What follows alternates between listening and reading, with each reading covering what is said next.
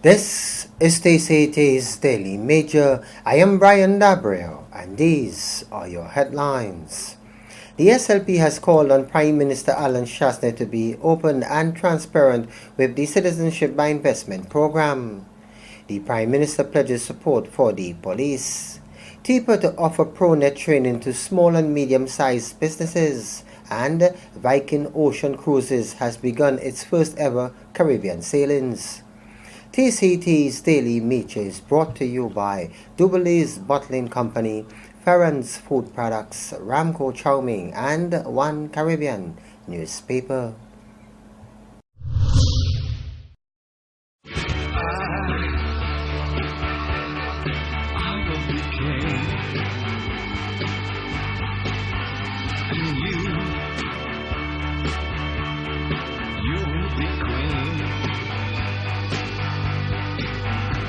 So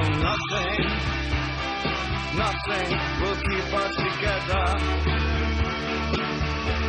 Oh, we can be heroes just for one day.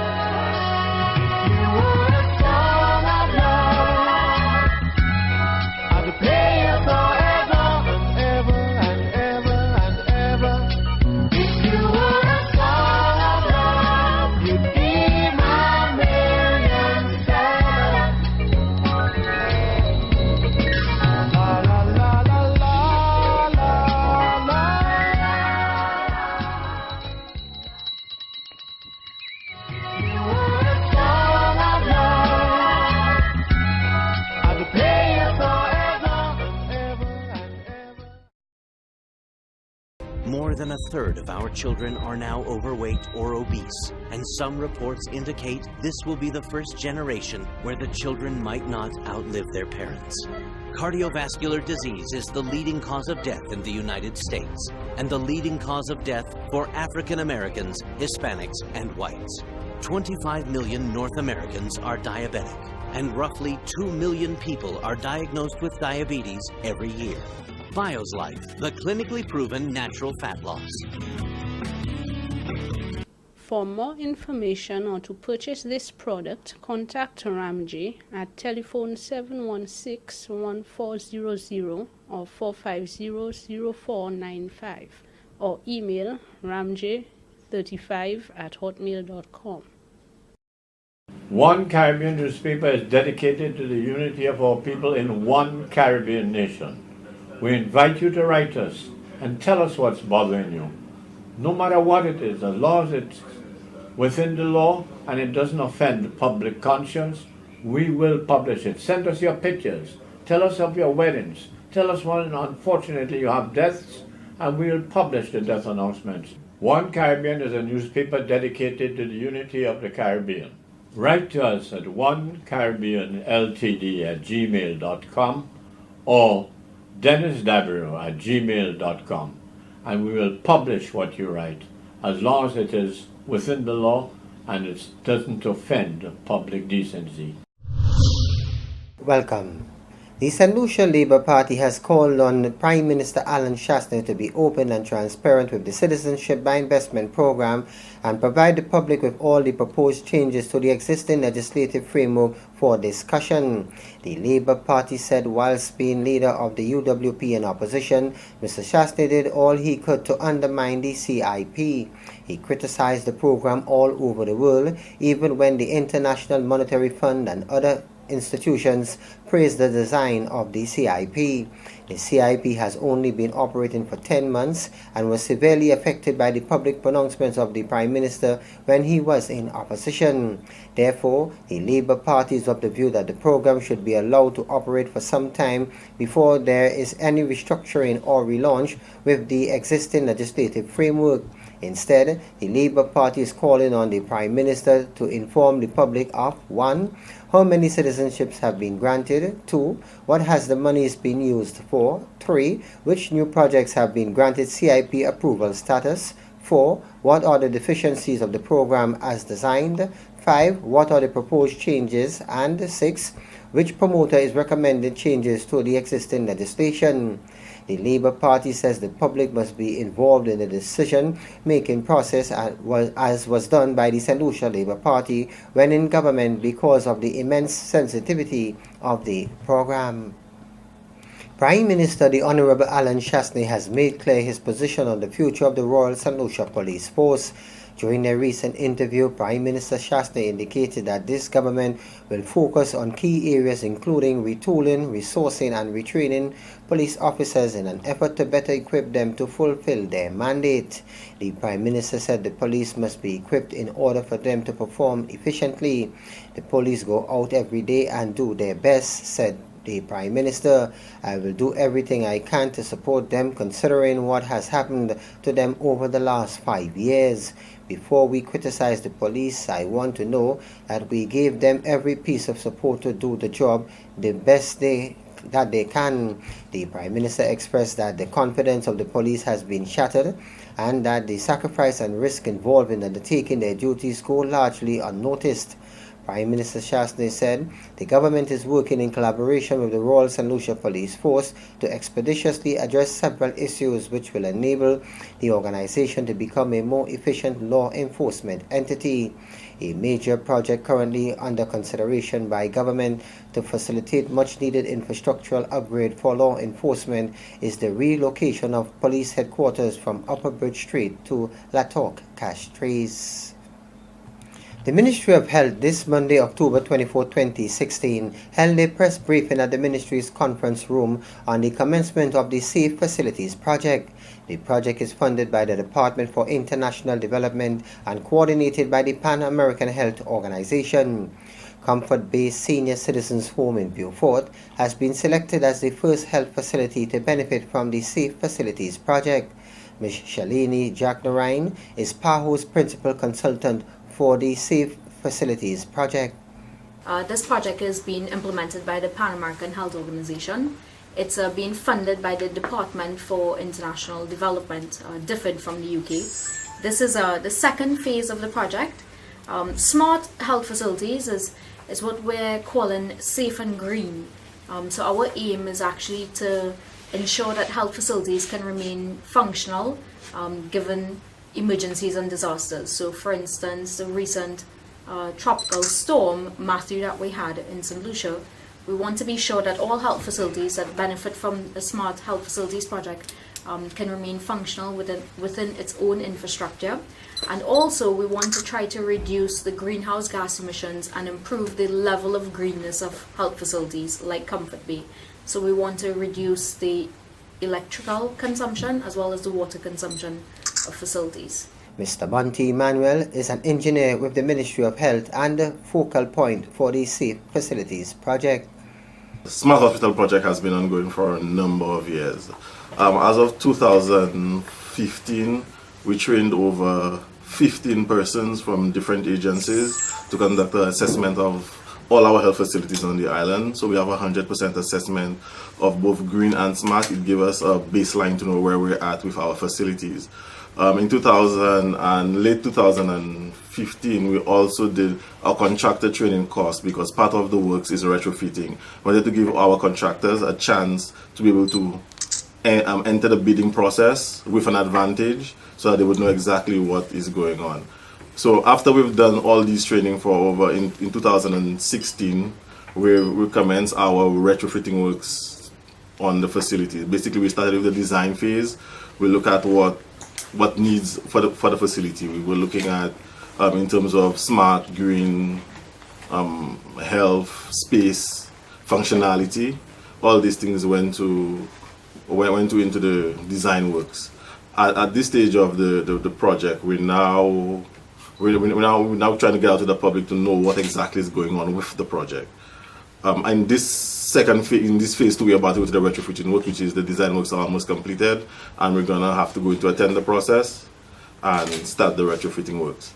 We still have a lot of plans going on with the facility in terms of we're doing conservation plans, we're doing disaster plans, we're doing maintenance plans to ensure that the facility have longevity and not just a matter of we're doing something now and then when you come 3 years later down the line, it's no more. So we want to ensure that we have some longevity in the project so that the project can sustain itself over the period. Ms. Gertrude Gustav is the manager of Comfort Bay Senior Citizens Home. I'm very thankful for this initiative since the elderly is part of our vulnerable population, and at the home our elderly are there for 24/7, 24 hours, 7 days, and we are very thankful for it. During the last passage of Tropical Storm Matthew, it kind of helped us to understand a little more when it comes to disaster and what are some of the needs that we have for disaster. And we are thankful because part of this initiative is that we will be making the home a safer place. And by putting in shutters, and definitely I'm thankful that Matthew was just a storm and not a hurricane. Otherwise, we would not have been able to sustain a Category 5 hurricane. So we are thankful. We will also be going greener. We use a lot of water, and Shalini mentioned water consumption. And one of the things we're looking at is that we can harvest rainwater, which is the way to go. And so we are thankful for this initiative. The St. Lucia Fire Service this Monday gave TCT an update as it relates to the period commencing Friday the 21st to Monday the 24th of October 2016. TCT spoke to Fire Officer Stacy Joseph, who is attached to the Central Fire Station. There was a total of 59 ambulance responses, inclusive of both the north and the south of the island, 41 responses in the north and 18 in the south. The fire service recorded 3 cases of physical assault over the weekend. No fatalities were recorded as it relates to these incidents. The fire service responded to 1 call relating to motor vehicular accidents, where 1 male fell off a motorcycle on Chaussee Road, Castries. He was treated by the responding ambulance crew and subsequently transported in a stable condition to the Victoria Hospital. There were 5 fire calls received by the fire service for the weekend. On Sunday, October 23rd, at approximately 5:45 a.m., the fire service responded to a call from the Ancillary Police Station, which informed of a possible explosion at the Ancillary Fisheries building. On arrival, there were no signs of fire. However, visible signs of an explosion were evident. Fire investigators were on scene and their investigations are ongoing into the cause of this explosion. No other major fires were recorded for the weekend. Fire Officers Joseph also offered some advice on the usage and storage of LPG cylinders. Liquid petroleum gas, or LPG, is an excellent fuel for heating, cooking, and for automotive use. LPG cylinders are safe if used correctly. However, if stored or used incorrectly, LPG can be extremely dangerous. Never use LPG in a confined space. Do not connect or disconnect cylinders in the vicinity of a naked flame. Shut off the cylinder valve before disconnecting the bottle from the unit. Always keep cool and away from flames, sparks, and heat or direct sunlight. Cylinders should be stored in a well-ventilated area. Cylinders should be carried and stored upright at all times. Do not store or use petrol, flammable liquids, aerosols near LPG cylinders. Ensure valves are turned off firmly when not in use. When transporting cylinders in a car, the total capacity must not exceed 9 kilograms. The cylinders should be transported in an upright position and secured preferably in the truck. Do not leave LPG bottles in a vehicle unnecessarily. No more than 2 cylinders should be carried in a car at any one time. Never use a naked flame to detect a leak. To check for gas leakage, spray soapy water on any suspect connection or hose and watch for bubbles. If in doubt, turn off the gas and have a qualified person attend to the hose or connection.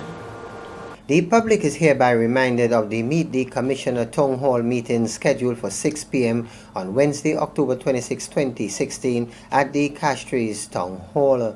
All residents of Castries, business owners, bus and taxi drivers are invited to attend this popular event where persons will have the opportunity to share their grievances, praises and recommendations to the Commissioner of Police and the Executive of the Royal St. Lucia Police Force.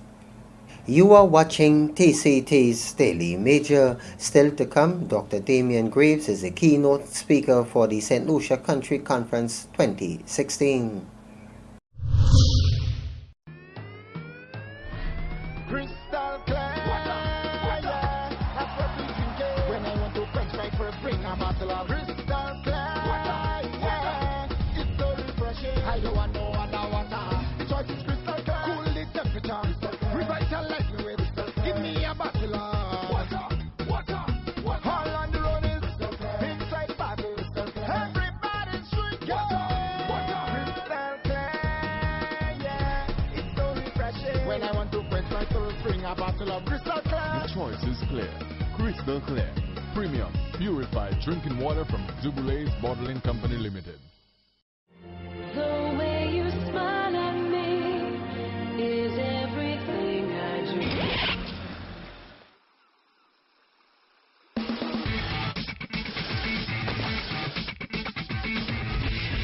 How is that boy running up?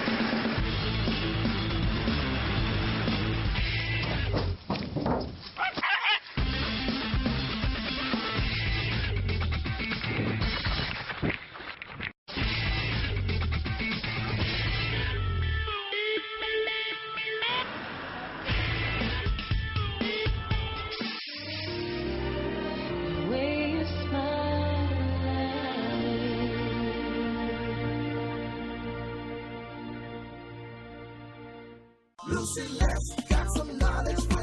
Your Lucelec bill has been redesigned to give you more information. The top portion of your bill contains an invoice number, Lucelec's VAT identification number, and customer address. A past due stamp is displayed if your payment is overdue at the time of billing.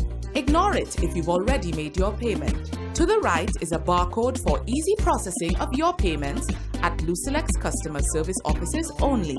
The billing summary highlights any amounts due from the prior billing, total of all payments made between your last bill and your last payment date, any other charges or credits to your account, any fees for returned checks or reconnection, VAT charges on these fees, the balance brought forward, your current charges for the billing period, the total amount outstanding on your account, and the date by which it should be paid.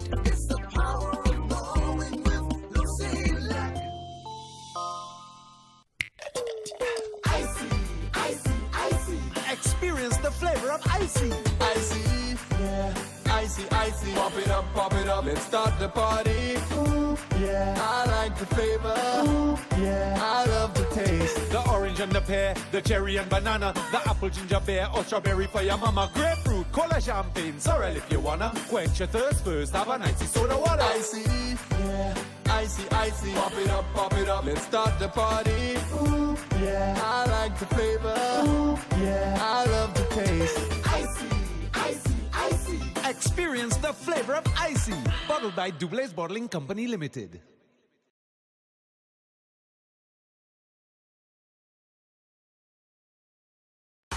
Ramco pasta is a master. Your staple of choice because the quality is superior. No gluten, no white flour, 100% semolina. Ramco pasta tastes better, I swear. Ramco pasta forever. When I using mac and cheese, bon. Give me some more, please. Ramco have variety, go Betty to Betty and Fusilini. Ramco, the taste we know. Met you. Now available at all leading outlets. Distributed by Ramco. For more information, call 450-0495. Thanks for staying with us. Dr. Damian Eisenhower Graves will be the keynote speaker for the St. Lucia Country Conference to be held at the Bay Gardens Hotel from the 26th to the 20th of October 2016. Dr. Graves brings to the conference a wealth of experience and academic qualifications in the areas of health management and policy, public health, sociology, and education, and will speak to the conference theme, Collegial Information Sharing for Sustainable Development. currently an associate professor and deputy chair in the Department of Humanities and Social Sciences, School of Arts and Sciences, St. George's University. Dr. Greaves also served as Minister for Health, Human Services, Family Affairs and Gender Relations in the government of St. Lucia in 2006. A prolific writer, Dr. Greaves' publications include Comparative Health Systems, Global Perspectives, A Recipe for Change, Constitutional Reform in St. Lucia, and the Management Leadership of Health Systems in Small Island Developing States of the English-speaking Caribbean. A critical review, Dr. Greaves will address the gathering of over 30 conference presenters and specially invited guests on Wednesday, October 26 at the Bacons Hotel at 6:30 p.m. The Caribbean Credit Bureau started in Barbados in November of 1993, where CCBL is better known as Credit Check, and was incorporated on October 14, 2004 in St. Lucia under the International Companies Act. CCBL recently held a workshop on effective credit management and debt recovery here in St. Lucia. Mr. Grady Clark is the CEO of the Caribbean Credit Bureau. Training on getting ready for credit bureau, effective credit management and debt recovery. So the first thing is that we need to make sure that the stakeholders are properly informed and educated on how to use credit information that we are asking businesses to provide. We are here also explaining to people the effects of the proposed harmonized credit reporting legislation for the OCS, so that people, businesses and individuals can be notified and informed in advance before it starts affecting them, and so that we can also voluntarily adopt best practices as opposed to them being forced on us by regulators. The Cicero Creole Committee recently held what was referred to as a Pre-Jeune Creole event on the Cicero playing field, which was aimed at rallying the community together. Mr. Marvin Eugene is a member of the committee. We have a Pre-Jeune Creole event on the field, first time ever. We're trying to bring the community together. So we have local acts, from Basse Joseph, Olasho, Cicero, Marigo. We have Cicero Primary School and Cicero Secondary School coming out. So kids, their talent. We have bamboo bursting competition, best dress, and local acts and DJs from Cicero, actually. What we're trying to do is stop the violence. Not essentially useless killing and fighting and those stuff. We're trying to stop that, to go back I know we won't go back to the old days, but something almost like that as one. When a brother don't help a brother, that's what we're trying to do right now. And a lot more other things which is in the pipeline we're trying to do. The St. Lucia Trade Export Promotion Agency, in collaboration with the Caribbean Export Development Agency, commenced the hosting of a production management module of the ProNet training series for small and medium-sized businesses, as well as other interested persons in St. Lucia on October 24th and 25th, 2016 from 9 a.m. to 4 p.m. ProNet is a structured training program to build capacity in exporters and enterprises. It is targeted at owners and managers of small and medium-sized enterprises who want to grow their businesses and become more competitive in today's ever-changing and demanding market space. The initiative will seek to raise the level of productivity and profitability within SMEs through the experiential learning methodology, i.e. case study based and driven by practical examples and assignments. The training initiative is being held in the conference room of the Ministry of Infrastructure, Port Services and Transport Union Cash Trays. Local businesses and individuals are encouraged to register for this important capacity building initiative. For further details, please contact Mr. Anthony John at telephone number 468-2123 or email ajohn@tipa.org.lc. That is ajohn@tipa.org.lc.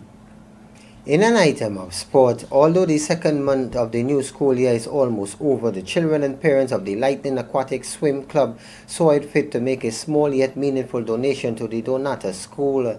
The items, which consisted of back-to-school supplies and toiletries, were presented to the school's principal, Miss Antonia Joseph, by club president Mrs. Tessa Charles Lowy and floor representative Loyola Edwin on Wednesday, October 19, 2016.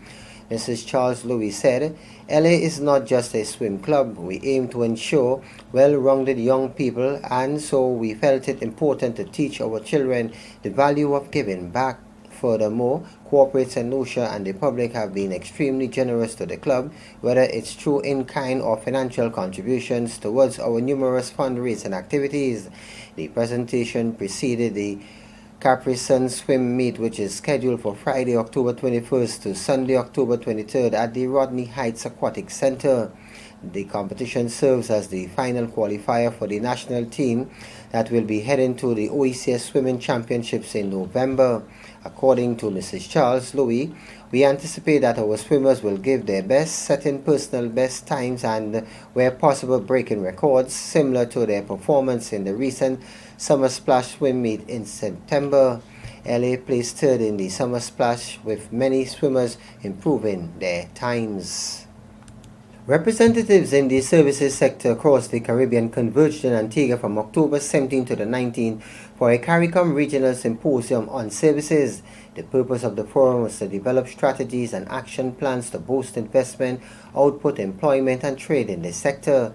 The services sector, which covers more than 70% of the region's export earnings, offers wide and varied opportunities for development in retail, distribution, consultancy, finance, tourism, communication, transport, and more. Speaking at the symposium, Dean of the CARICOM Youth Ambassadors Corps, Shad Daisy, said it is paradoxical to believe that the Caribbean's human resource is its most vital asset, while at the same time underutilizing the region's youth. Daisy, who also serves as the St. Lucian Male CARICOM Youth Ambassador, told the CARICOM CARIForum stakeholders that with 60% of the region's population being under 30, more than half of the new job seekers are young people. If our youth are the key to a sustainable future, then we need to encourage them. Their value must not be overlooked. Yet, we inadvertently do so when vacancies are advertised and they require a minimum of 3 years' experience, or after a few weeks of a vacancy being posted, a notice is found in the paper stating that since no suitable candidate has been found, we are tendering for applicants outside of the country. Daisy implored the stakeholders, who he referred to as having the power to provide opportunities, to embrace the fresh perspectives, willingness, and energy of young people to unlock their potential, which will redound to their benefit and the further development of the region. He believes that traditional professions should no longer be the focus or the aspiration. Staying on the regional front, Viking Ocean Cruises has begun its first ever Caribbean sailings with its Viking Star cruise ship.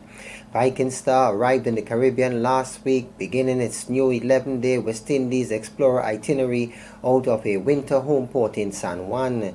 The cruise will call on ports in the British Virgin Islands, Antigua, St. Lucia, Barbados, Guadeloupe, St. Kitts, St. Martin, and the U.S. Virgin Islands. We have always had a vision to reinvent ocean cruising, to bring destinations back to the forefront of the itinerary, and to build ships that are designed to help our guests better explore their destinations, said Thorstein Hagen, founder and chairman of Viking Cruises. We launched our ocean cruises in Europe last year, and just as the Viking Explorer before us, we are now pursuing new discoveries across the Atlantic.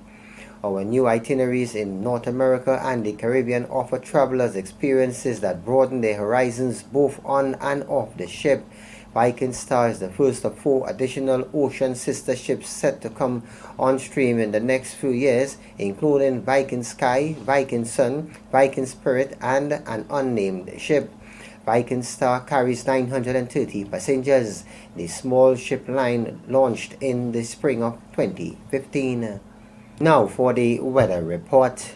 Present weather at Huron cloudy with showers nearby. At George Charles, cloudy with light showers. Total rainfall for the month thus far, Turinora 166.9 millimeters. At George Charles 110.0 millimeters. Sunrise tomorrow 6 a.m. Forecast for St. Lucia Valley for the next 24 hours. Winds will be blowing from the east near 16 miles or 26 kilometers per hour. Weather partly cloudy to occasionally cloudy skies with some scattered showers and a slight chance of thunderstorms. Seas slight to moderate with waves and swells 3 to 5 feet or 0.9 to 1.5 meters. Forecast for the Lesser Antilles. Cloudy at times with some scattered showers and a chance of isolated thunderstorms. Tropical weather outlook. A weak tropical wave is expected to cause an increase in moisture and instability over the eastern Caribbean region during the forecast period. Another tropical wave located over the eastern tropical Atlantic is moving westward near 15 miles or 24 kilometers per hour. Tropical cyclone formation is not expected over the tropical Atlantic during the next 5 days. Finally, unbelievable but true. By special request, we bring you once again the Virgin Mary. Have a look.